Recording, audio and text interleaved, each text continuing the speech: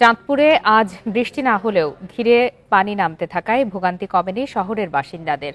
গত 2 দিনের ভারী বৃষ্টির জেরে আজও শহরের অলিগলির সড়কগুলো তলিয়ে আছে। এদিকে ভারী বৃষ্টিতে চাঁদপুরের সেচ প্রকল্পে জলাবদ্ধতায় তৈরি হওয়ায় আবারও ভোগান্তিতে ফরিদগঞ্জ উপজেলার বাসিন্দারা।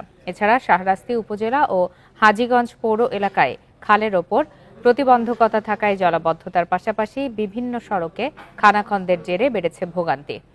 এদিকে টানা বৃষ্টির কারণে জেলায় এবার আগাম শীতকালীন সবজি চাষাবাদ নিয়ে শঙ্কা দেখা দিয়েছে বলে জানিয়েছে কৃষি বিভাগ। খালের রূপে বালু হালিয়া তারা ওয়াল করছে। এলাকাবাসী আমরা পানির তলে অনেক হাজার হাজার মানুষ পানি বাড়ি দায়িত্ব রয়েছে। পানি নিষ্কাশন দায়িত্ব না বুঝছেন না, পানি অনেক এবার কিন্তু আমাদের 5,500 হেক্টর জমিতে আবাদের লক্ষ্যমাত্রা আমরা নির্ধারণ করেছি। এ অনুযায়ী যদি দ্রুত সময়ের মধ্যে পানি না সরে আমরা যে কাঙ্ক্ষিত যে লক্ষ্যমাত্রা সেটি অর্জন করা কৃষকের পক্ষে খুব কষ্টকর হয়ে